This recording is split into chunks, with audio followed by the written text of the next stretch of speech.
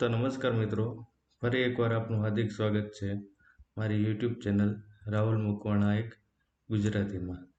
जो आप कोई स्पर्धात्मक परीक्षाની तैयारी કરી રહ્યા હોય તો મારી આ यूट्यूब ચેનલને ઝડપથી સબસ્ક્રાઇબ કરી લો, જેથી કરીને તમને આવનાર વિડીયો વિશેની લેટેસ્ટ નોટિફિકેશન મળી રહે।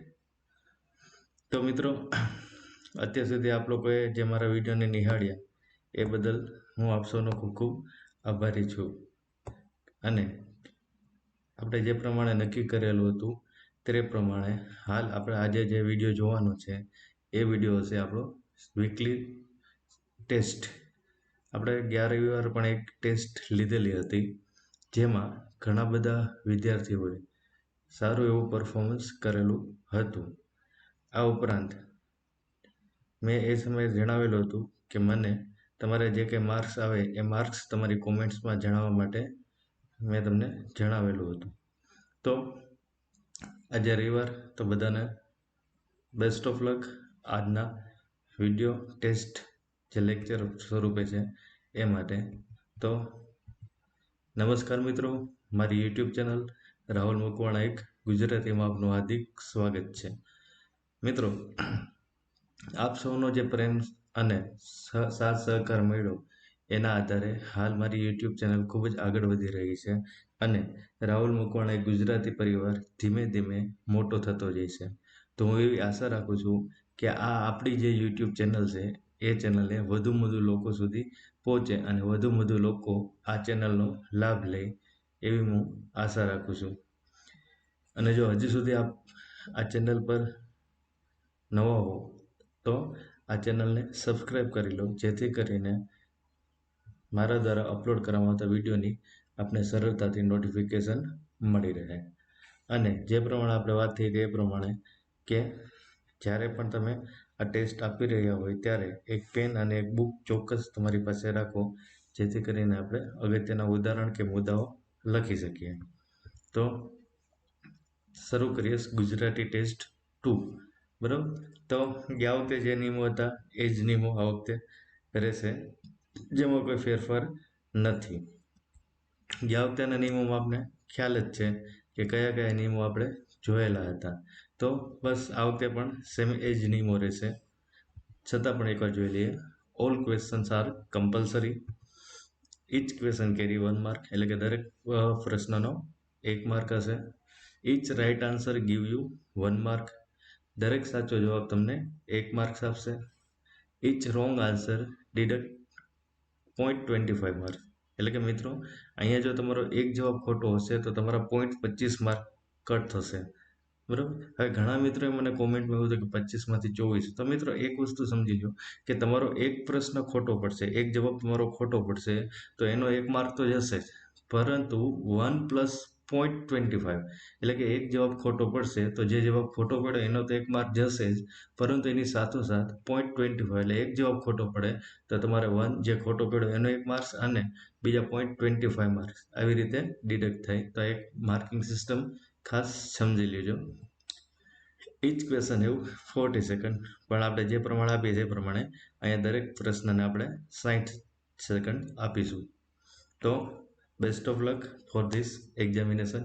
અને મિત્રો, આજની એક્ઝામ શરૂ કરતાં પહેલાં હું આપ સૌને જણાવવા માગું છું કે ઘણા બધા મિત્રોએ મારી બુક ઓર્ડર કરી દીધેલી છે, બરાબર। જે બુક આપણે ગુજરાતી ભાષા, વ્યાકરણ અને સાહિત્ય પરિચયના નામે મેં પબ્લિશ કરેલી છે। તો ઘણા બધા મિત્રોના મને ઓર્ડર પણ મળી ગયા છે। અને જો તમે ઓર્ડર ના કર્યો હોય તો આપ સૌને મારી એક રિક્વેસ્ટ અથવા વિનંતી કહો તો વિનંતી કે આ બુક વહેલી તકે વસાવી લો, કારણ કે આ બુકમાં ઘણા બધા આવા MCQ આપેલા છે, ગુજરાતી ભાષા, વ્યાકરણ અને સાહિત્યના પણ અલગ અલગ સેક્શન આપેલા છે। અને જે નવી પેપર સ્ટાઇલ છે એ પ્રમાણે મેં અગાઉ જ કીધું કે ભાષા અને સાહિત્ય એ વધુ ડીપમાં પૂછે, તો આ બધી બાબતોને ધ્યાનમાં રાખીને એમાં ભાષા પણ ડિટેલમાં આપેલું છે અને સાહિત્ય પણ ડિટેલમાં આપેલું છે। અને આવનાર વિડીયો લેક્ચરમાં આપણે એ બુક થ્રુ જ ઉદાહરણ જોઈશું। તો હું એવું માનું છું કે આ બુક તમારી પાસે હશે તો વિડીયો સમજવામાં તમને સહેલાઈ રહેશે। તો શરૂ કરીએ છીએ આજનો વિડીયો। તો best of luck to all of you. Start કરીએ છીએ આજનો વિડીયો। તો મિત્રો, આ જે ટેસ્ટ છે આપણી એ ટોટલ 25 માર્કની જ રહેશે, બરાબર, તો સ્ટાર્ટ કરીએ આજનો આપણો આ ટેસ્ટ. તો wish you all the best. તો મિત્રો ક્વેશ્ચન 1 છે તમારો ડિસ્પ્લે સામે કે નીચેનામાંથી કયા સાહિત્યકારનો મધ્યકાલીન યુગમાં ગુજરાતી ભાષાના વિકાસમાં કયા રાજ્યનો ફાળો મહત્વનો રહેલો છે? યોર ટાઈમ સ્ટાર્ટ નાઉ.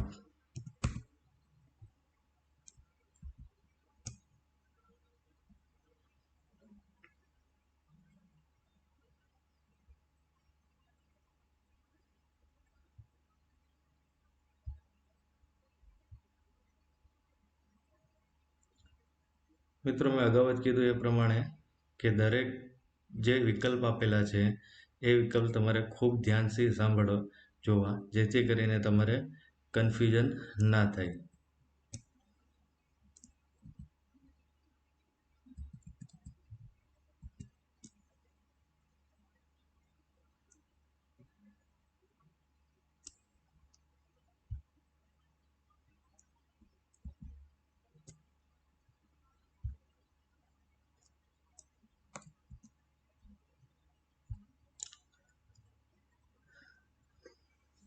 તો મિત્રો તમારી સામે ઓપ્શન હતા રાજા ભગવતસિંહજી, રાજા કૃષ્ણકુમારસિંહજી, રાજા સિદ્ધરાજ જયસિંહ અને આપેલ એક પણ નહીં.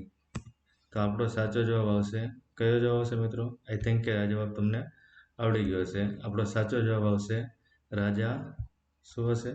સિદ્ધરાજ જયસિંહ. તો મિત્રો આપણો સાચો જવાબ શું થયો અહીંયા? રાજા સિદ્ધરાજ જયસિંહ. આ આપણો થયો સાચો જવાબ. તો ક્લિયર મિત્રો?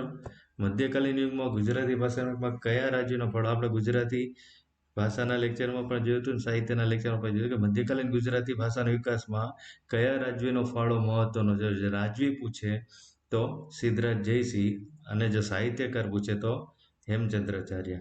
તો ક્લિયર મિત્રો? આઈ હોપ કે આ પ્રશ્ન તમને સમજાઈ ગયો હશે. તો આપણે આગળ વધીએ ક્વેશ્ચન નંબર 2માં. તો ક્વેશ્ચન નંબર 2 તમારી સામે છે ડિસ્પ્લે પર કે મિથ્યાભિમાની એ કોની જાણીતી કૃતિ છે? તો તમારી સામે ઓપ્શન છે. યોર ટાઈમ સ્ટાર્ટ નાઉ.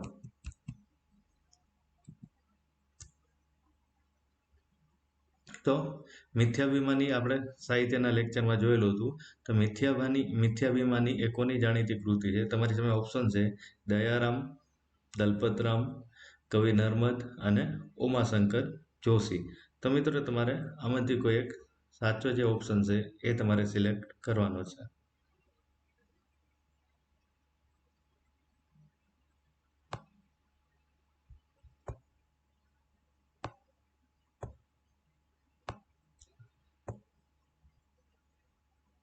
મિત્રો મેં અગાઉ જ કીધું કે દરેક પ્રશ્ન તમારે જે ઓપ્શન આપેલા છે ખાસ વિચારવાના, કારણ કે તમને કન્ફ્યુઝ કરવા માટે અહીંયા તમને લાગતા વળગતા એક સરખા જવાબ આપ્યા.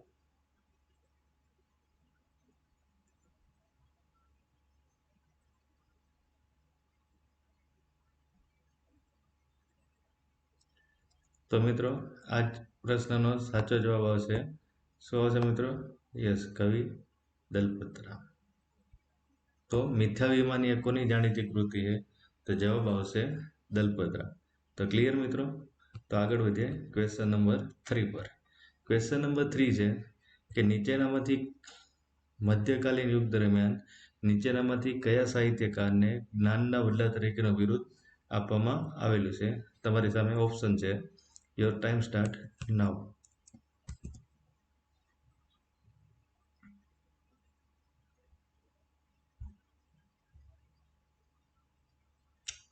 તો મિત્રો અહીંયા જે મધ્યકાલીન પ્રશ્ન છે, મધ્યકાલીન યુગ દરમિયાન નીચેનામાંથી કયા સાહિત્યકારને જ્ઞાનના વડલા તરીકેનું બિરુદ આપવામાં આવેલું છે? ત્યાં પ્રશ્ન પૂછેલો છે તમને જ્ઞાનના વડલા. ઓપ્શન છે કવિ ભોજા ભગત, કવિ અખા ભગત, કવિ દયારામ કે વલ્લભ મેવાડો.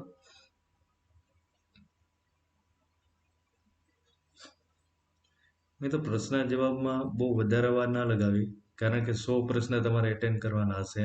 જો એક પ્રશ્નમાં તમે વધારે સમય લેશો તો આઈ હોપ કે બીજા બધા પ્રશ્નોમાં પણ તમારે વધારે સમયની જરૂર પડશે. તો જે પ્રશ્ન તમને ન આવડતો હોય તે થોડી વાર માટે સ્કીપ કરો અને આગળ વધો, કારણ કે એક પ્રશ્નમાં વધારે ટાઈમ બગાડવા જશો તો બાકીના પ્રશ્નો જે આવડતા હશે એ પણ તમે એટેન્ડ કરવાનું ભૂલી જશો. તો પ્રશ્નનો સાચો જવાબ છે મધ્યકાલીન યુગ દરમિયાન જ્ઞાનના વલ્લા તરીકેનું બિરુદ કોને મળેલું હતું મિત્રો? યસ, શું જવાબ આવશે આપણો? કવિ અખા ભગત.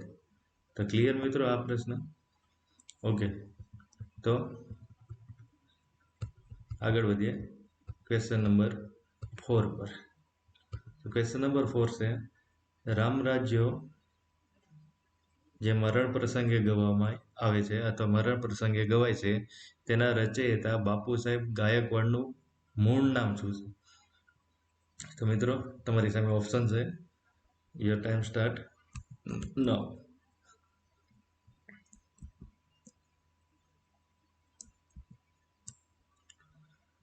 તો પ્રશ્ન એમ છે કે રામ રાજ્યો જે મરણ પ્રસંગે ગવાય છે તેના રચયિતા બાપુ સાહેબ ગાયકવાડનું મૂળ નામ શું છે?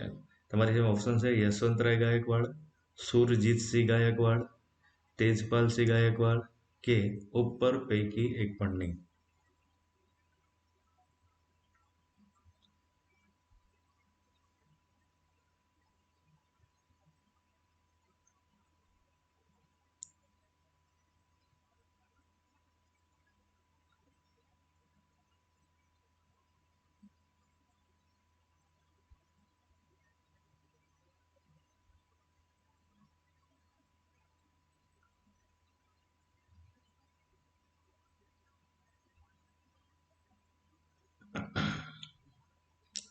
ઓકે, તો મિત્રો આ પ્રશ્ન જો આપણે ડિસ્કશન સાહિત્યનો જે વિડીયો લેક્ચર હતો એમાં ડિટેલમાં કરેલ હતી. જો તમે હજી સુધી સાહિત્યનો વિડીયો લેક્ચર ના જોયો હોય તો નીચે ડિસ્ક્રિપ્શન બોક્સમાં એની લિંક આપેલી છે, તો તમે એકવાર જઈ શકો. તો મિત્રો મેં જ્યારે આ વસ્તુ સમજાવતો હતો ત્યારે જ મેં તમને કીધું હતું કે આ પ્રશ્ન એક્ઝામ રજિસ્ટ્રી મોસ્ટ ટાઈમ છે અને વારંવાર એક્ઝામમાં પૂછાય છે. તો પ્રશ્ન હતો રામ રાજ્યો મરણ પ્રસંગે ગવાય છે તેના રચયિતા બાપુ સાહેબ ગાયકવાડનું મૂળ નામ જણાવો. તો એનું મૂળ નામ હતું શું હતું મિત્રો? યસ, શું આવશે? યશવંતરાય ગાયકવાડ. તો જે બાપુ સાહેબ હતું એનું મૂળ નામ શું હતું મિત્રો? યશવંતરાય ગાયકવાડ. હવે યાદ રહેશે બાપુ સાહેબ કે જેની રચના કરી હતી રામ રાજ્યો, અને એનું મૂળ નામ શું હતું? યશવંતરાય ગાયકવાડ. તો બાપુ સાહેબ ગાયકવાડ પૂછે તેનું મૂળ નામ શું આવશે? યશવંતરાય ગાયકવાડ. તો હવે યાદ રહી ગયું મિત્રો. તો આગળ વધીએ ક્વેશ્ચન નંબર 5 પર. તો ક્વેશ્ચન નંબર 5 છે કે આપેલ વાક્યમાં કોઈ ઘટના ઘટી કે ક્રિયા થઈ તેવું સૂચવવા માટે વપરાતા પદને ખાલી જગ્યા તરીકે ઓળખવામાં આવે છે. તો તમારી સામે ઓપ્શન છે. યોર ટાઈમ સ્ટાર્ટ નાઉ.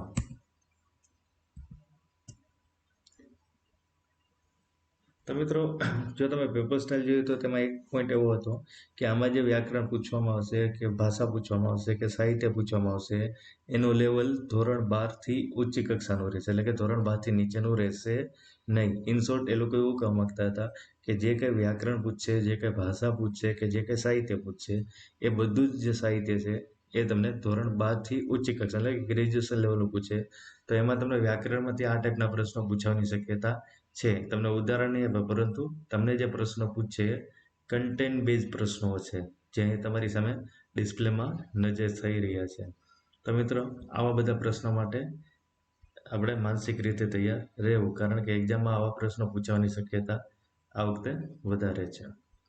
તો આપેલ વાક્યમાં કોઈ ઘટના ઘટી કે ક્રિયા થઈ તેવું સૂચવવા માટે વપરાતું પદ એને આપણે શું કહેશું?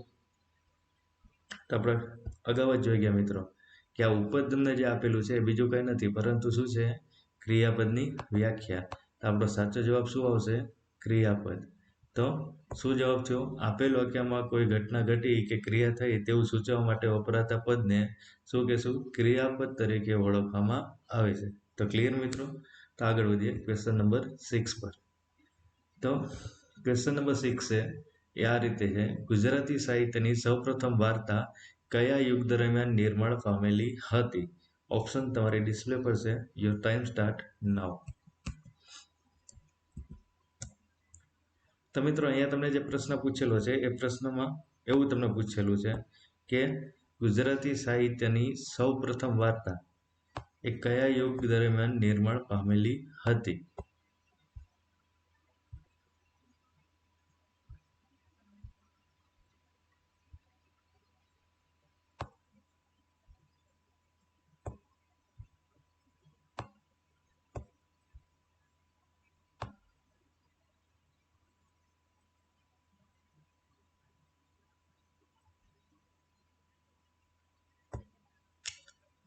તો એના ઓપ્શનમાં તમને આપેલું જૂની પ્રાચીન ગુજરાતી, મધ્યકાલીન ગુજરાતી, અર્વાચીન ગુજરાતી કે આપેલ પૈકી એક પણ નહીં. તો મિત્રો તમને ખ્યાલ આવે છે કે આ જે પ્રશ્ન પૂછેલો છે ભાષામાંથી પૂછેલો છે, તો ભાષામાંથી કેવા પ્રશ્નો પૂછવાની શક્યતાઓ રહેલી છે? તો અહીંયા તમને જે પ્રશ્ન આપેલો છે એ પ્રશ્ન છે ગુજરાતી સાહિત્યની સૌપ્રથમ વાર્તાઓ કયા યુગ દરમિયાન નિર્માણ પામેલી હતી? તો મિત્રો આપણે જ્યારે આ ભાષાનો લેક્ચર જોયેલો હતો ત્યારે આપણે ડિટેલમાં જોયું હતું કે આ જે પ્રશ્ન પૂછેલો એ ગુજરાતી ભાષાના વિકાસના તબક્કામાંથી પૂછેલો છે. એ દરમિયાન આપણે જોયું હતું કે મોટાભાગના સાહિત્યનું સર્જન કયા યુગ દરમિયાન થયું હતું? તો કે મધ્યકાલીન ગુજરાતી યુગ. તો આ પ્રશ્નનો જવાબ શું આવશે આપણો? મધ્યકાલીન યુગ. કારણ કે મધ્યકાલીન યુગ દરમિયાન જ સૌપ્રથમ વાર્તાનું નિર્માણ થયું, સૌપ્રથમ પ્રબંધનું નિર્માણ થયું, સૌથી જૂની કૃતિનું નિર્માણ પણ મધ્યકાલીન ગુજરાતી સાહિત્ય યુગ દરમિયાન થયેલું હતું. તો ક્લિયર મિત્રો? હવે તો આગળ વધીએ. Question number 7. પ્રશ્ન એવો છે કે નેતાજી મહેરબાની કરીને તમે નેતાજી આવે ત્યાં સુધી શાંતિ જાળવો. આપેલ વાક્યમાં વપરાયેલ ક્રિયાપદનો પ્રકાર જણાવો. યોર ટાઈમ સ્ટાર્ટ નાઉ. તો મિત્રો પ્રશ્ન એવો છે કે મહેરબાની કરીને તમે નેતાજી આવે ત્યાં સુધી શાંતિ જાળવો. આપેલ વાક્યમાં વપરાયેલા ક્રિયાપદનો પ્રકાર જણાવો. તો અહીંયા શું કહે છે કે નેતાજી આવે ત્યાં સુધી શું કહે છે? શાંતિ જાળવો. તો અહીંયા ક્રિયાપદ છે. તો ઓપ્શનમાં છે અકર્મક ક્રિયાપદ, સહાયકારક ક્રિયાપદ, સંયુક્ત ક્રિયાપદ કે આજ્ઞાત ક્રિયાપદ. મિત્રો હવે તમને ઉદાહરણ નહીં આપે, પરંતુ મેં અગાઉ જ કીધું એવી રીતે આવા તમને ડાયરેક્ટ કન્ટેન્ટ બેઝ MCQ પૂછશે. અને જો તમે આવા બધા વધારે MCQની પ્રેક્ટિસ કરવા માંગતા હોય તો મારી બુકમાં આવા તમને ઘણા બધા MCQ મળી રહેશે. એક પોઈન્ટના એવરેજ 50 થી 60 MCQ તમને મળી રહેશે, જેથી કરીને તમને આવા કન્ટેન્ટ બેઝ પ્રશ્નોની તૈયારી કરવા માટેનો સમય પણ મળી રહેશે અને પ્રેક્ટિસ પણ થઈ રહેશે. તો હજી સુધી આપે ઓર્ડર ના કર્યો હોય તો ઓર્ડર કરી દેજો. તો મહેરબાની કરીને તમે નેતાજી આવે ત્યાં સુધી શાંતિ જાળવો. તો આપેલ વાક્યમાં એક તો મહેરબાની કરેલી છે, એટલે અહીંયા આદેશ, હુકમ કે વિનંતી દર્શાવેલી છે. તો આપણે વ્યાખ્યામાં જોયેલું હતું કે આદેશ, હુકમ કે વિનંતી દર્શાવવા માટે વપરાતું ક્રિયાપદ. તો શાંતિ જાળવવું એ ક્રિયાપદ છે. એ કેવું થશે? યસ. શું થશે? યસ. તો સાચો જવાબ આપણો શું આવશે મિત્રો? આજ્ઞાર્થ ક્રિયાપદ. તો ક્લિયર મિત્રો? તો આગળ વધીએ. Question number 8. ક્વેશ્ચન નંબર 8 છે નીચે આપેલા સાહિત્યકાર પૈકી કયા સાહિત્યકાર ચાબખા સાહિત્ય પ્રકારથી જાણીતા થયા છે?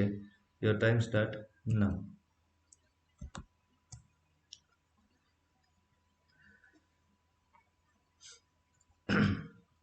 તો નીચે આપેલા સાહિત્યકારો પૈકી કયા સાહિત્યકાર ચાબખા સાહિત્ય પ્રકારથી જાણીતા થયેલા છે? એમાં ઓપ્શન છે કવિ પ્રેમાનંદ, કવિ ભાલણ, અખા ભગત કે ભોજા ભગત.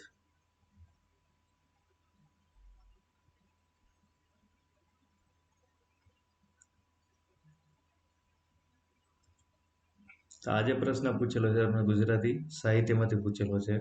તો હવે એટલીસ્ટ તમને ખ્યાલ આવશે કે આમાંથી કેવા પ્રકારના પ્રશ્નો પૂછી શકે છે. બરાબર.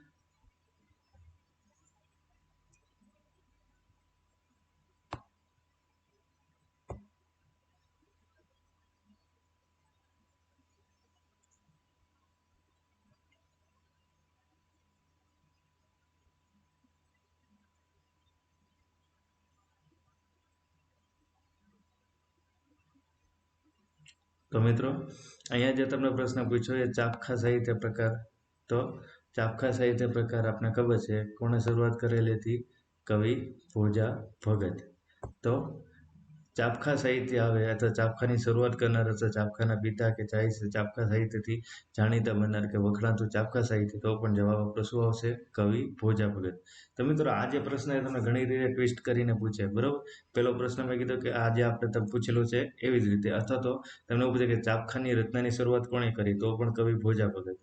બીજો પ્રશ્ન તમને એવી રીતે પૂછે કે ચાબખા સાહિત્યની શરૂઆત કોણે કરી, ચાબખા સાહિત્યના પિતાનું નામ જણાવો, ચાબખા સાહિત્યના જનકનું નામ જણાવો, ચાબખા સાહિત્યની શરૂઆત કોણે કરી, કયા સાહિત્યકાર ચાબખા સાહિત્યથી પ્રસિદ્ધિ મેળવી, તો પણ જવાબ આપણો શું આવશે? કવિ ભોજા ભગત. તો ક્લિયર મિત્રો? તો આગળ વધીએ ક્વેશ્ચન નંબર 9 પર. તો ક્વેશ્ચન નંબર 9 છે, સમય, કાળ કે સ્થળ સૂચવવા માટે વપરાતા ક્રિયાપદને ખાલી જગ્યા ક્રિયાપદ તરીકે ઓળખવામાં આવે છે. યોર ટાઈમ સ્ટાર્ટ નાઉ. તો અહીંયા તમને પ્રશ્ન પૂછેલો છે, સમય, કાળ કે સ્થળ સૂચવવા માટે વપરાતા ક્રિયાપદને ખાલી જગ્યા ક્રિયાપદ તરીકે ઓળખવામાં આવે છે. ઓપ્શન છે અકર્મક ક્રિયાપદ, સહાયકારક ક્રિયાપદ, સંયુક્ત ક્રિયાપદ કે આજ્ઞાત ક્રિયાપદ. તો મિત્રો આમાંથી તમારે કોઈ એક જવાબ જે સાચો છે એ સિલેક્ટ કરવાનો રહેશે. તો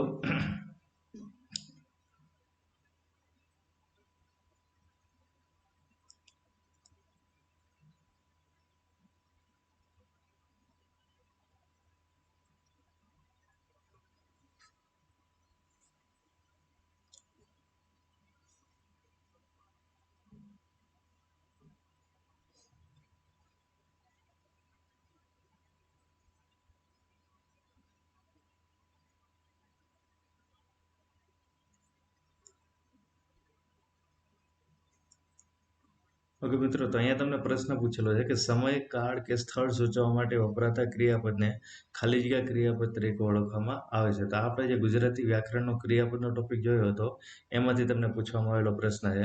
તો આપણે વ્યાખ્યા જોઈ ગયા કે કાળ કે સમય સૂચવવા માટે વપરાતું ક્રિયાપદ, એને આપણે શું નામ આપ્યું હતું? યસ, શું નામ આપ્યું હતું મિત્રો? સહાયકારક. તો આપણો સાચો જવાબ શું આવશે? સહાયકારક. કારણ કે આ ક્રિયાપદ કાળ, સમય અને સ્થળ દર્શાવવા વપરાય. આપણે એવું જોયું કે 5 વર્ષ પહેલા મોરબીમાં પૂર આવ્યું હતું. તો પૂર આવવું એ મોરબી અને ક્યારે હતો કે 5 વર્ષ પહેલા. તો સ્થળ અને સમય સૂચવતા હતો. તો એ ક્રિયાપદ આપણે શું નામ આપ્યું હતું? સહાયકારક ક્રિયાપદ. તો આનો આપણો સાચો જવાબ શું આવશે? સહાયકારક ક્રિયાપદ. ક્લિયર મિત્રો? તો આગળ વધીએ. Question number 10. પ્રશ્ન છે, આપણે ભૂખ્યા વ્યક્તિઓને જમાડવું જોઈએ. આપેલ વાક્યમાં વપરાયેલા ક્રિયાપદનો પ્રકાર જણાવો. યોર ટાઈમ સ્ટાર્ટ નાઉ. તો પ્રશ્ન તમને જે પૂછ્યો એ પ્રશ્ન એવો છે કે આપણે ભૂખ્યા વ્યક્તિઓને જમાડવું જોઈએ. આપેલ વાક્યમાં વપરાયેલા ક્રિયાપદનો પ્રકાર જણાવો. તો આપણે ભૂખ્યા વ્યક્તિને જમાડવું જોઈએ. એનો ઓપ્શન છે વિધેય ક્રિયાપદ, સહાયકારક ક્રિયાપદ, સંયુક્ત ક્રિયાપદ કે આજ્ઞાત ક્રિયાપદ.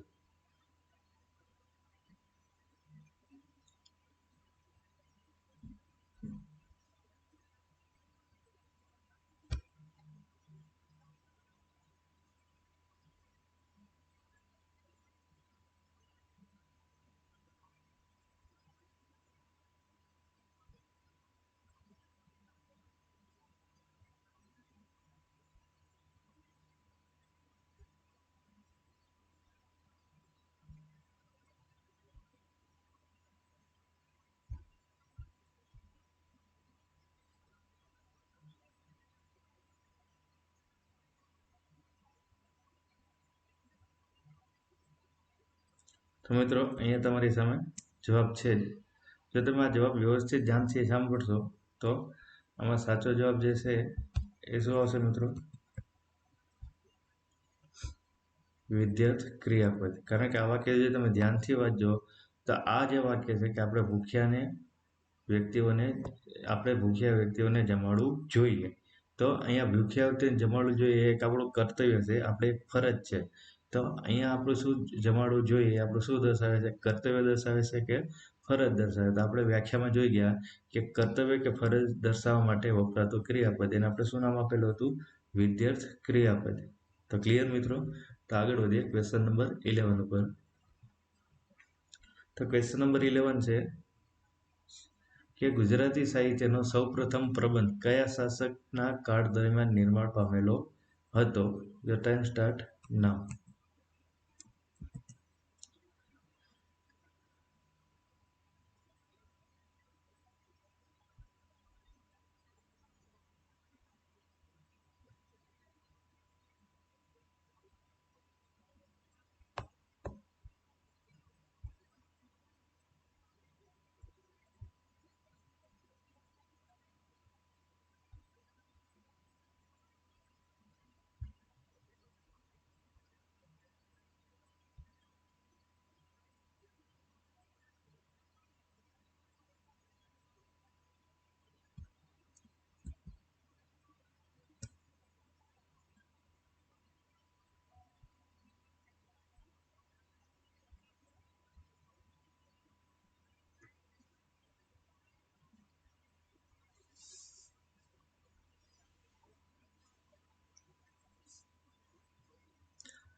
ઓકે મિત્રો, તો તમને એ પ્રશ્ન પૂછ્યો ગુજરાતી સાહિત્યનો સૌપ્રથમ પ્રબંધ કયા શાસકના કાળ દરમિયાન નિર્માણ પામેલો હતો? તો આ જે પ્રશ્ન પૂછેલો છે પણ તમને ગુજરાતી ભાષામાંથી જ પૂછેલો છે. આપણે મધ્યકાલીન ગુજરાતી ભાષા વિશે જોયું, એમાં આપણે જોયું હતું કે સૌપ્રથમ પ્રબંધ, તો કયો હતો મિત્ર પ્રબંધ?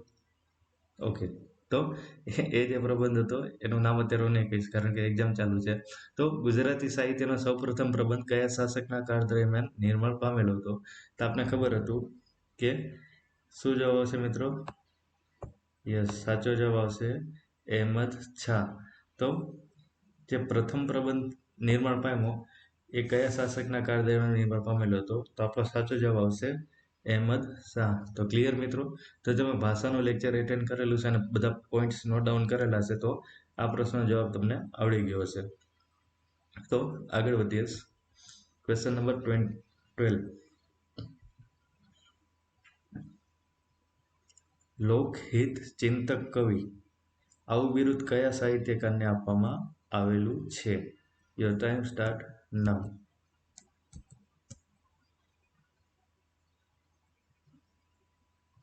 તો પ્રશ્ન એવો છે કે લોકહિત ચિંતક કવિ આવું બિરુદ કયા સાહિત્યકારને આપવામાં આવેલ છે કે તો આવ્યું છે સોરી. તો તમારી ઓપ્શન છે ઝવેરચંદ મેઘાણી, ઉમાશંકર જોશી, કેકા શાસ્ત્રી, કેશવરામ શાસ્ત્રી અને દલપતરામ.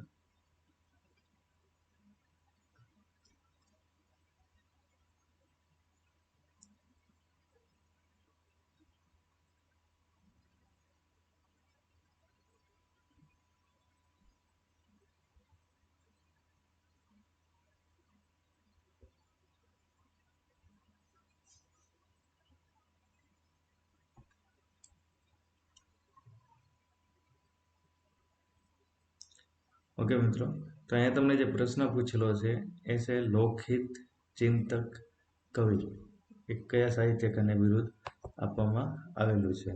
તો ખાસ યાદ રાખી લેજો મિત્રો, લોકહિત ચિંતક કવિ તરીકેનું બિરુદ કવિ દલપતરામને આપવામાં આવેલું હતું. આપણે ગુજરાતી સાહિત્યનો વિડીયો લેક્ચર 2 જોયો, એમાં આ બાબતે આપણે ડિટેલમાં ડિસ્કશન કરેલું હતું અને ત્યારે પણ એવું કીધેલું હતું કે આ બધા પ્રશ્નો એક્ઝામ દૃષ્ટિએ મોસ્ટ ટાઈમ બી છે અને વારંવાર પૂછવાની શક્યતાઓ ધરાવે છે. તો લોકહિત ચિંતક કવિ હવે પૂછે તો આપણો જવાબ શું આવશે? કવિ દલપતરામ. તો ક્લિયર મિત્રો? આગળ વધીએ. Question number 13. જૂની અથવા પ્રાચીન ગુજરાતી યુગને અન્ય કયા નામે ઓળખવામાં આવે છે? યોર ટાઈમ સ્ટાર્ટ નાઉ.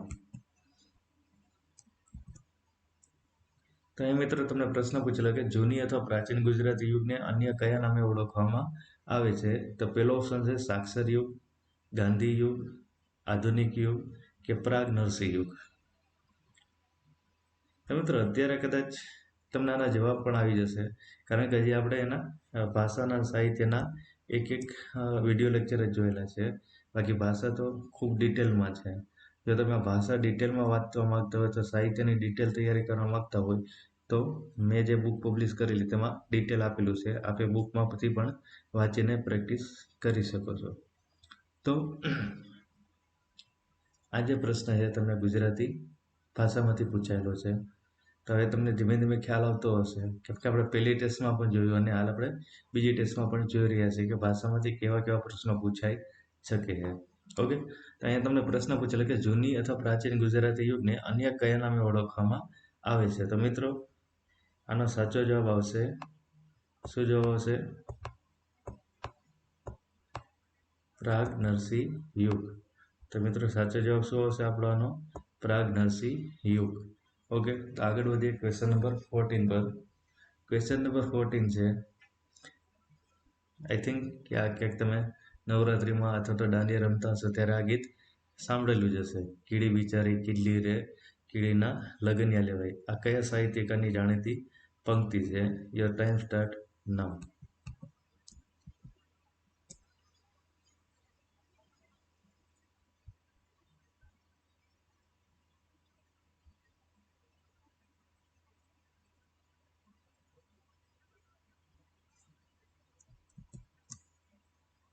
તો ઘણીવાર આવું થાય કે આપણે આ ગીત ઘણીવાર આઈ થિંક કે કોઈ એવું નહીં હોય કે જેને આ ગીત નવરાત્રિ પર નહીં સાંભળેલું હોય, બરાબર. નવરાત્રિમાં ખેલૈયામાં પણ આ ગીત આવે જ છે અને અમે પણ નાચેલા છીએ. તો કહેવાનો મતલબ એવો કે આપણે આ ગીતથી તો પરિચિત છીએ કે કીડી બિચારી કીડીના લગનિયા લેવાય પંખીડા રે પારડા, બરાબર. તો એ ગીતથી આપણે વધારે પરિચિત છીએ, પરંતુ આ કોણે લખેલું છે એ પ્રશ્ન અહીંયા તમને પૂછવામાં આવશે. તો તમારી સામે ઓપ્શન આપેલા છે: કવિ પ્રીતમ, કવિ અખા ભગત, કવિ ભોજા ભગત કે કનૈયાલાલ મુનશી.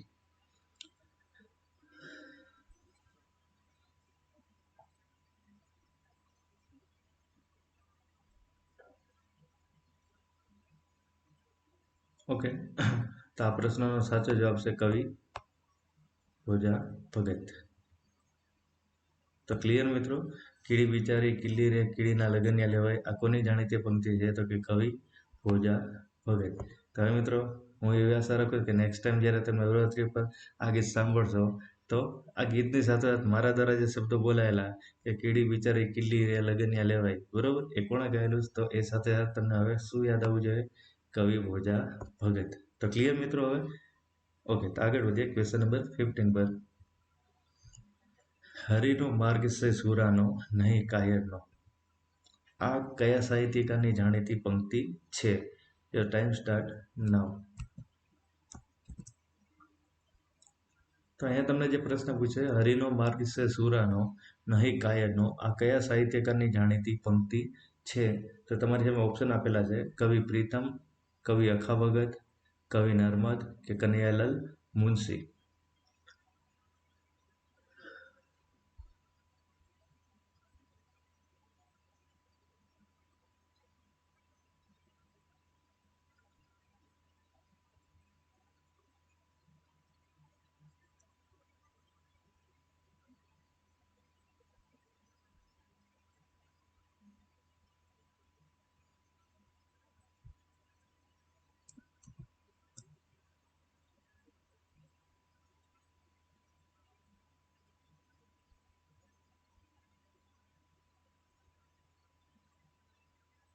મિત્રો, આ પ્રશ્ન એક્ઝામ છે, ખૂબ મોસ્ટ ટાઈમ બી છે, તો આ પ્રશ્ન ગોખી જ લેજો અથવા મગજમાં ઘુસાડી દેજો, કેમ કે આ પ્રશ્ન વારંવાર પૂછાય છે. હરિનો માર્ગ છે સુરાનો, નહીં કાયરનો, આ કોની જાણીતી પંક્તિ છે? આવું પૂછે તમને તો આપણો જવાબ શું આવવો જોઈએ?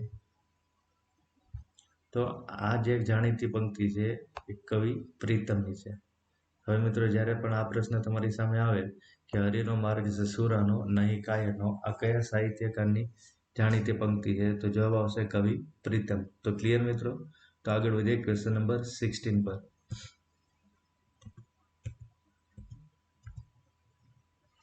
તો ક્વેશ્ચન નંબર 16 તમારી સામે છે: ચંદ્રિકા રાહુલ મકવાણા દ્વારા લખાયેલ મિસ્ટેરિયસ બ્લેક ફોરેસ્ટ નોવેલ વાંચે છે.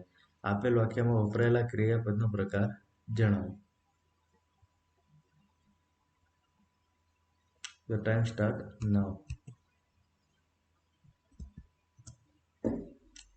મિત્રો, અહીંયા જે કૃતિ આપેલી છે મિસ્ટેરિયસ બ્લેક ફોરેસ્ટ, એ ખરેખર મારા દ્વારા જ લખાયેલી છે, જે તમને ઓનલાઈન ડિજિટલ પ્લેટફોર્મમાં મળી જશે.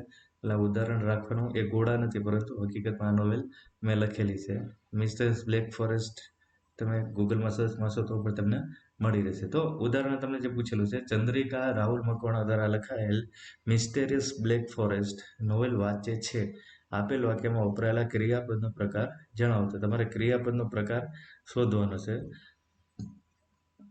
તો તમારી જે ઓપ્શન છે: આજ્ઞાત ક્રિયાપદ, અકર્મક ક્રિયાપદ, દ્વિકર્મક ક્રિયાપદ અને સહકર્મક ક્રિયાપદ.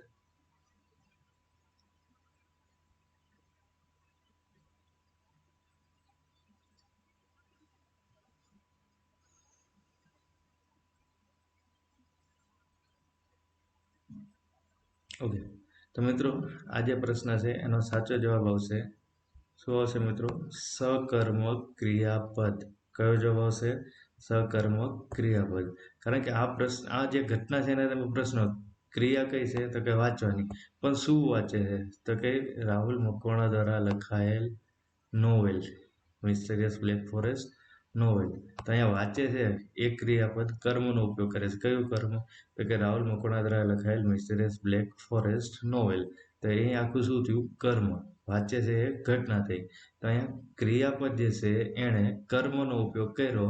તો આપણે વ્યાખ્યા જોઈ ગયા કે જે ક્રિયાપદ કર્મનો ઉપયોગ કરે એને આપણે શું કીધું હતું? સકર્મક ક્રિયાપદ. તો ક્લિયર મિત્રો? તો આગળ વધીએ ક્વેશ્ચન નંબર 18 પર. ઓકે, તો અહીંયા છે તમારી સામે ઓપ્શન મધ્યકાલીન ગુજરાતીમાં લખાયેલા સૌ પ્રથમ પ્રબંધનું નામ જણાવો. Your time start now.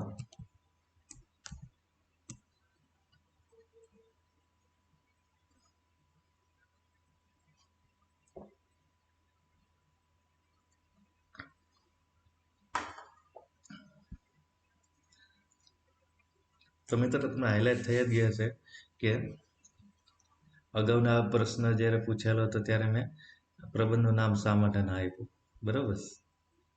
Okay, તો ભરતેશ્વર બાહુબલીદાસ. તમને પ્રશ્ન એવો પૂછેલો કે મધ્યકાલીન ગુજરાતીમાં લખાયેલ સૌ પ્રથમ પ્રબંધનું નામ જણાવો. તો કે અભિમન્યુ પ્રબંધ, હંસરાજ વસરાજ ચૌપાઈ, ભરતેશ્વર બાહુબલીદાસ અને કાનદાડે.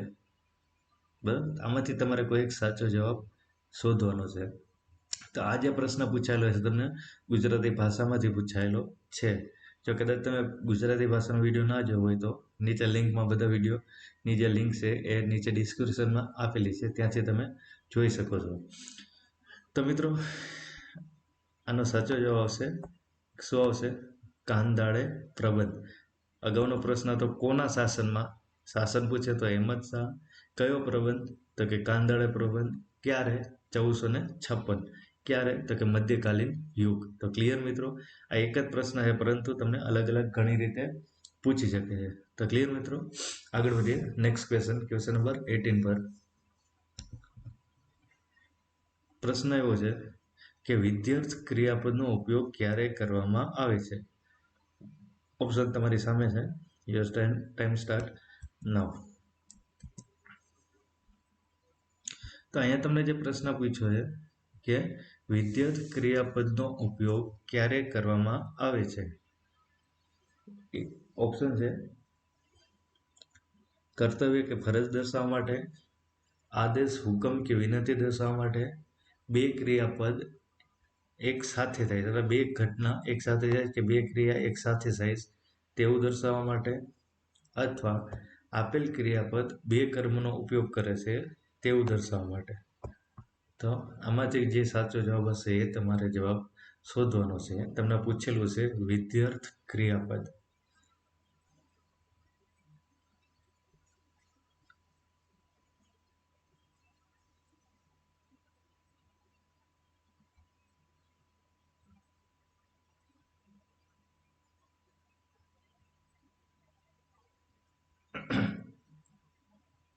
ઓકે, તો જો મિત્રો તમને વિધ્યર્થ ક્રિયાપદની વ્યાખ્યા આવડતી હશે તો આ પ્રશ્ન તમને ઇઝીલી આવડી જશે.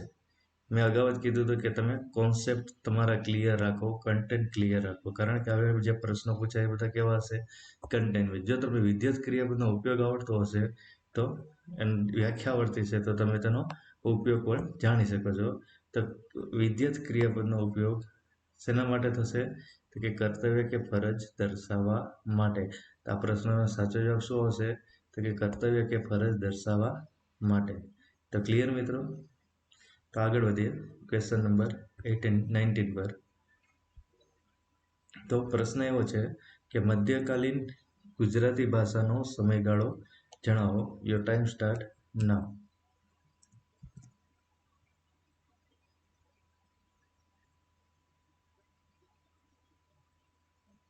તો અહીંયા તમને જે પ્રશ્ન પૂછ્યો છે મધ્યકાલીન ગુજરાતી ભાષાનો સમયગાળો જણાવો.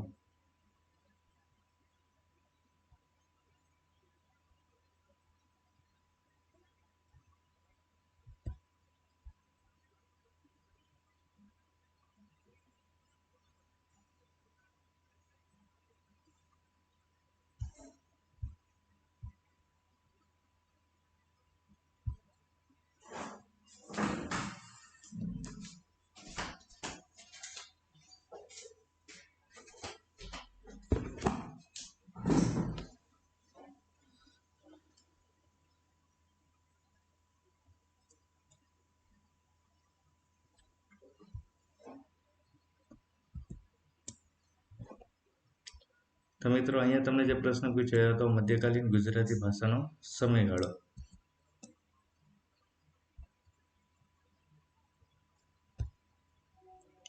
તો આપણે ખબર છે કે ગુજરાતી ભાષાના તબક્કાઓમાંથી તમને આ જે પ્રશ્ન પૂછવામાં આવેલો છે એ પ્રશ્ન ક્યાંથી પૂછવામાં આવેલો છે? તો કે ગુજરાતી ભાષામાંથી અથવા તો ગુજરાતી ભાષાના વિકાસના તબક્કાઓ હતા એમાંથી.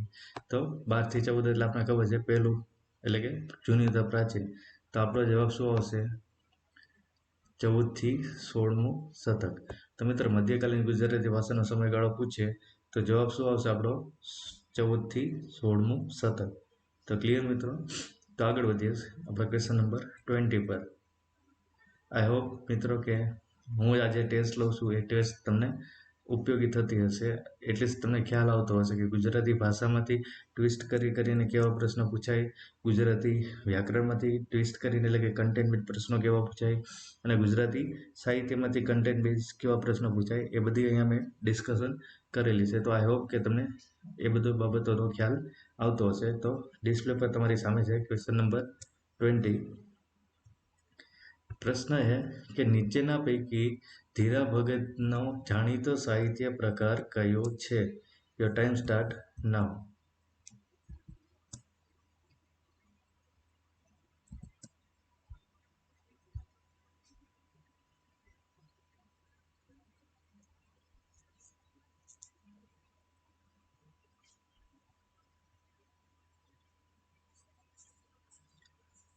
તો મિત્રો અહીંયા તમારી સામે ઓપ્શન છે પદ, ચાબખા, કાફી કે આખ્યાન.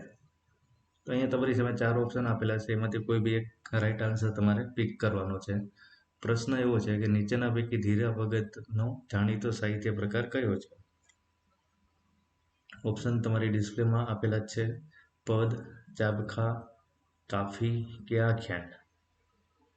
તો આ જે પ્રશ્ન પૂછેલો છે એ તમને ગુજરાતી સાહિત્યનો આપણે જે લેક્ચર જોયો લાસ્ટ એના પેજ ઉપર પૂછેલો છે. તો મિત્રો ધીરા ભગતની આપણે પૂછે તો એનો સાચો જવાબ આવશે, શું જવાબ આવશે મિત્રો? ચાબખા, સોરી કાફી. બરાબર. તો ભોજા ભગત પૂછે તો ચાબખા અને ધીરા ભગત પૂછે આ યાદ જ રાખી લેજો મિત્રો, કારણ કે આ તમને કન્ફ્યુઝ કરે એવું છે. ધીરા ભગત પૂછે તો આપણો જવાબ શું હોવો જોઈએ? ચાબખા, સોરી કાફી. ધીરા ભગત પૂછે તો સાચો જવાબ શું આવશે? કાફી. આ એક મગજમાં અથવા તમે નોટ ડાઉન કરતા હોય તો બાજુમાં નોટ ડાઉન કરી લો કે ધીરા ભગત આવે એટલે સીધું આપણા મગજમાં લાઈટ થવી જોઈએ કાફી. ભોજા ભગત પૂછે તો ચાબખા. આ પ્રશ્ન બે ખાસ તમારી બુકમાં નોટ ડાઉન કરી લો, કારણ કે આ બે પ્રશ્નો એવા છે કે જે તમને મોસ્ટ કન્ફ્યુઝન કરી શકે છે. બરાબર. તો ધીરા ભગત તો કે કાફી, ચાબખા તો કે કવિ ભોજા ભગત. તો ક્લિયર મિત્રો? આ બંને વચ્ચે કન્ફ્યુઝન? આઈ હોપ કે આ બાબતે તમારે કન્ફ્યુઝન નહીં થશે. ફરી એકવાર ભૂલી જાઓ. કાફી તો કે ધીરા ભગત, ચાબખા તો શું આવશે? કવિ ભોજા ભગત. તો આઈ હોપ કે હવે તમારે આ ક્લિયર થઈ ગયો હશે. તો આપણે આગળ વધીએ ક્વેશ્ચન નંબર 21. પ્રશ્ન છે બા ચા અને ભાખરી બનાવે છે, આપેલ વાક્યમાં ક્રિયાપદનો પ્રકાર જણાવો. યોર ટાઈમ સ્ટાર્ટ નાઉ. તો અહીંયા તમને પ્રશ્ન પૂછેલો છે કે બા ચા અને ભાખરી બનાવે છે, આપેલ વાક્યમાં ક્રિયાપદનો પ્રકાર જણાવો. તો આપેલ વાક્યમાં ક્રિયાપદ વપરાયેલું છે એનો તમારે પ્રકાર જણાવવાનો છે. તમારી જેમાં ઓપ્શન છે સહકર્મક ક્રિયાપદ, દ્વિકર્મક ક્રિયાપદ, અકર્મક ક્રિયાપદ અને સંયુક્ત ક્રિયાપદ. તો આ જે 4 ઓપ્શન તમને આપેલા છે એમાંથી કોઈ એક સાચો જવાબ તમારે પિકઅપ કરવાનો છે. જો આ જવાબ સાચો પડશે તો 1 માર્ક, અને આ જવાબ ખોટો પડે તો 1 + 0.25. આ ભૂલતા નહીં મિત્રો. જો તમારો પ્રશ્ન જેવો ખોટો પડે તો એનો તો 1 માર્ક જાય છે, પરંતુ જે ખોટો પડ્યો એના 0.25 માર્ક એટલે 1.25 માર્ક તમારો ડિડક્ટ, એટલે કે 1.25 માર્ક તમારો ડિડક્ટ થાય કોઈ જવાબ ખોટો પડે તો. ખોટો પડે તો 1 માર્ક નહીં માઇનસ થશે, પરંતુ 1 + 0.25. તો આ તમે મગજમાં રાખજો. ઓકે. તો પ્રશ્ન એવો હતો કે બા ચા અને ભાખરી બનાવે છે, આપેલ વાક્યમાં ક્રિયાપદનો પ્રકાર જણાવો. તો અહીંયા ઘટના કઈ થાય છે? તો કે બનાવવાની. પરંતુ શું બનાવવાની ઘટના થાય છે? તો કે ચા અને ભાખરી. કોણ બનાવે છે? તો કે બા. તો એ ઘટના કઈ થાય છે? બનાવવાની. પણ શું બનાવવાની? તો કે ચા અને ભાખરી. તો અહીંયા ચા અને ભાખરી જે છે એ ખરેખર છે અહીંયા વપરાયેલા કર્મ છે, ક્રિયા બનાવવાની. તો અહીંયા બનાવવાની ક્રિયા છે, પણ કેટલી વસ્તુ? તો કે ચા અને ભાખરી. તો કર્મ એક શું થશે? ચા. અને કર્મ બે શું થશે આપણા માટે? ભાખરી. તો ચા અને ભાખરી આ કર્મ એક થયું, અને આ શું થયું? કર્મ બે. તો અહીંયા કર્મ જે ક્રિયાપદ છે એણે બે કર્મનો ઉપયોગ કર્યો. કયા? તો કે ચા અને ભાખરી. તો મિત્રો આશા રાખું છું કે આ જવાબ તમને આવડી ગયો છે. તો સાચો જવાબ શું આવશે?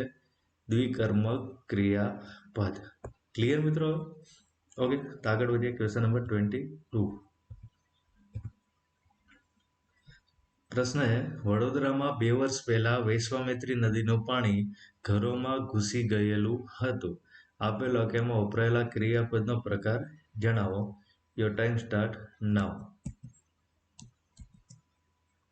તો અહીં મિત્રો તમને પ્રશ્ન એવો પૂછેલો છે કે વડોદરામાં 2 વર્ષ પહેલા વૈશ્વામિત્રી નદીનું પાણી ઘરોમાં ઘૂસી ગયેલ હતું. આપેલ વાક્યમાં ક્રિયાપદનો પ્રકાર જણાવો. તમારી સામે ઓપ્શનમાં છે સહાયકારક ક્રિયાપદ, આજ્ઞાત ક્રિયાપદ, નિર્દેશાત ક્રિયાપદ કે વિધેય ક્રિયાપદ. તો આમાંથી કોઈ જે સાચું ઉદાહરણ છે એ ઉદાહરણ તમારે આઈડેન્ટિફાઈ કરવાનું છે.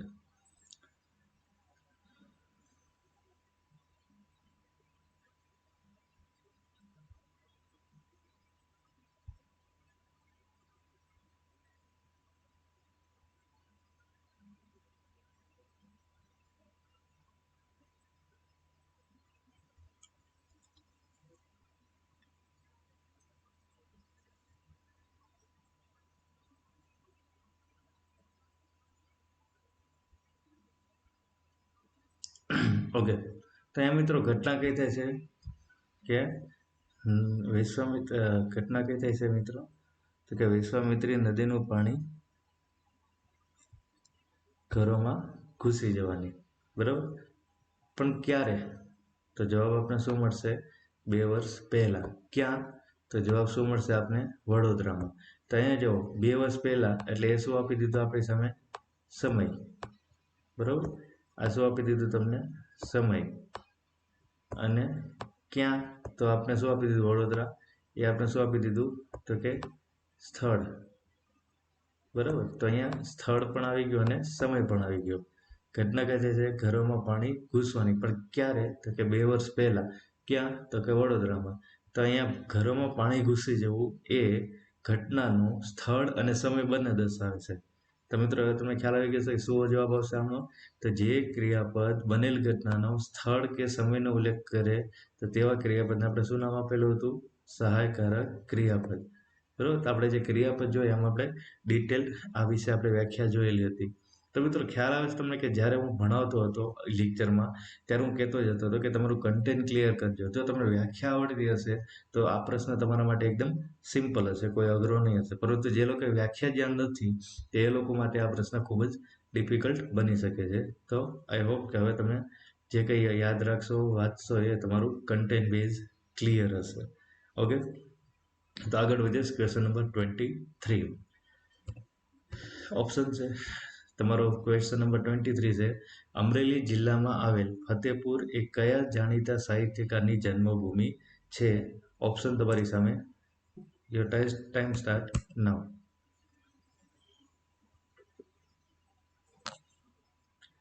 તો મિત્રો અહીંયા તમને જે પ્રશ્ન પૂછેલો છે એ પ્રશ્ન છે કે અમરેલી જિલ્લામાં આવેલ ફતેપુર એ કયા જાણીતા સાહિત્યકારની જન્મભૂમિ છે?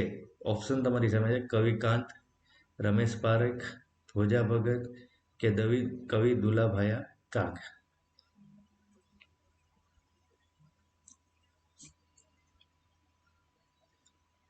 તો મિત્રો અહીંયા તમારી સામે જે 4 ઓપ્શન આપેલા છે એમાંથી તમારે કોઈ રાઈટ આન્સર પિકઅપ કરવાનો છે. પ્રશ્ન તમારી સામે ડિસ્પ્લેમાં જ છે કે અમરેલી જિલ્લામાં આવેલ ફતેપુર એ કયા જાણીતા સાહિત્યકારની જન્મભૂમિ છે? બેઝિકલી લકીલી મિત્રો હું વાત કરું તો મારી પણ કર્મભૂમિ એટલે કે મારું જે નેટિવ છે એ અમરેલી જ છે. તો હું નસીબદાર છું કે મારું નેટિવ એ અમરેલી છે.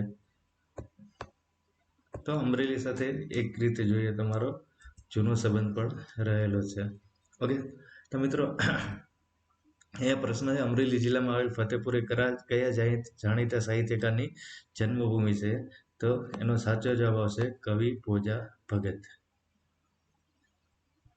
તો ક્લિયર મિત્રો? તો અહીંયા જે બધા કવિ આપ્યા બધા કવિ કોઈક ને કોઈક રીતે અમરેલી સાથે જોડાયેલા છે. બરાબર, કવિ કાંત છે, રમેશ પારેખ છે, કવિ દુલાભાઈ કાક છે. આ બધા જે સાહિત્યકારો છે એ અમરેલી જિલ્લામાં ના કોઈ ગામડામાં રહેલા છે. કવિ કાંત છે તો ચાવંડ, રમેશ પારેખ પણ અમરેલી, કવિ દુલાભાઈ કાક પણ અમરેલી સાથે જોડાયેલા છે. એમ એવી જ રીતે કવિ ભોજા ભગત પણ અમરેલી જોડાયેલા છે. તો મિત્રો એ કન્ફ્યુઝન કરવા માટે તમને એવા બધા કવિનું મેં લિસ્ટ આપેલું કે જે બધા જ કવિઓનો જન્મ અમરેલી જિલ્લામાં કે અમરેલી જિલ્લાના આજુબાજુના ગામડામાં થયેલો હોય. તો આઈ હોપ કે તમારે આવા જે કન્ફ્યુઝન કરે એવા પ્રશ્નો તમને આવડી જશે. તો અમરેલી જિલ્લાના ફતેપુર ગામમાં એકરા જાહેર શહેરની જન્મભૂમિ છે. તો આપણો સાચો જવાબ આવશે કવિ ભોજા ભગત. તો ક્લિયર મિત્રો? તો વધીએ આપણા ક્વેશ્ચન નંબર 24 પર. તો મિત્રો ક્વેશ્ચન નંબર 24 પર આગળ વધતા પહેલા હું એકવાર મારી જે બુક છે એ તમને બતાવી દઉં. તો મિત્રો આ જે બુક છે બરાબર, તો આ જે બુક છે કુલ 450 પેજની છે. આમાં છેલ્લે લાસ્ટમાં તમને ક્વેશ્ચન પેપર આપેલા છે બરાબર, અને શરૂઆતમાં જે 3 સેક્શન હશે બરાબર, એમાં ઇન્ડેક્સ આવી રીતે હશે, જેમાં ગુજરાતી ભાષા, વ્યાકરણ અને સાહિત્ય ત્રણેય આપેલું છે. તો મિત્રો આ બુક તમને ખૂબ જ ઉપયોગી થશે વ્યાકરણની તૈયારી કરવા માટે. જે લોકોએ ઓર્ડર કરેલા છે એ લોકોને મને કોલ પણ આવ્યા છે અને બહુ સારી એવા મિત્રોએ વસાવી લીધું. તો હું આશા રાખું છું કે નેક્સ્ટ વિડીયો લેક્ચર હશે ત્યારે આ બુક તમારી પાસે ચોક્કસ હશે. જો તમે ઈચ્છતા હો તો હું તમને તમારી જે કોપી હશે એમાં મારી સાઇન કરીને આપીશ. તો મિત્રો આઈ હોપ કે નેક્સ્ટ વિડીયો લેક્ચર હશે તો તમારી સાથે આ બુક ચોક્કસ હશે. તો વિડીયોમાં જ્યારે હું બોલીશ ત્યારે આમાંથી આપણે વધારાના ઉદાહરણ પ્રેક્ટિસ કરશું અને આમાંથી પેપર પણ સોલ્વ કરશું આવનાર વિડીયો લેક્ચરમાં. તો વહેલી તકે આ બુક જે છે એ તમે ઓર્ડર કરી દો. ઓકે, તો આગળ વધીએ આપણા ક્વેશ્ચન નંબર 24. તો ક્વેશ્ચન નંબર 24 છે, સરોજ ઘરમાં પ્રવેશીને તેની માતાને ભેટી પડી. આપેલ વાક્યમાં ક્રિયાપદનો પ્રકાર ઓળખાવો. Your time start now.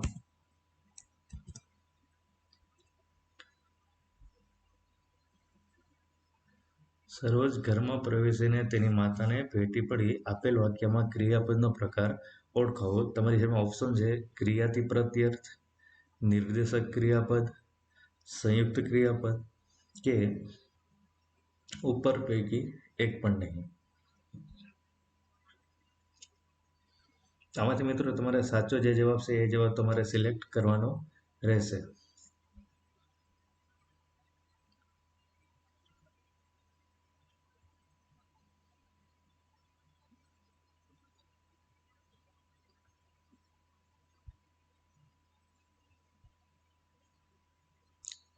ક્રિયાપદનો video lecture તમે જોયેલો હશે તો આઈ થિંક કે આ પ્રશ્ન તમને એટલો બધો હાર્ડ લાગશે નહીં, કારણ કે આ બધા જ ક્રિયાપદ વિશે આપણે ડિટેલમાં ડિસ્કશન થયેલું છે.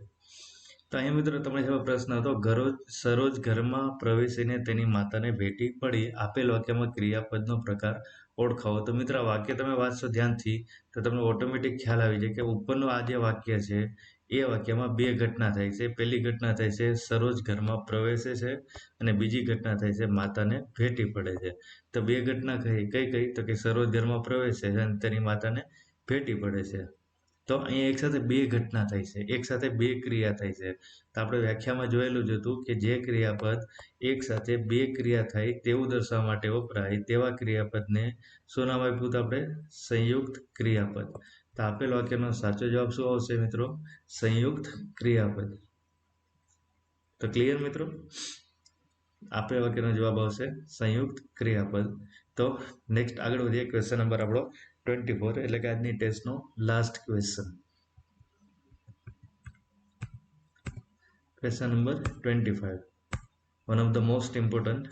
જો મિત્રો આ તમે પ્રશ્ન તમારી બુકમાં નોટ ડાઉન કરી લેજો, કારણ કે આ પ્રશ્ન વારંવાર એક્ઝામમાં પૂછાયેલો છે અને પૂછવાની શક્યતા પણ ધરાવે છે. પ્રશ્ન એવો છે કે 18મી સદીના ભૂષણરૂપ કવિ તરીકેનું બિરુદ કયા સાહિત્યકારને આપવામાં આવેલું છે? Your time start now.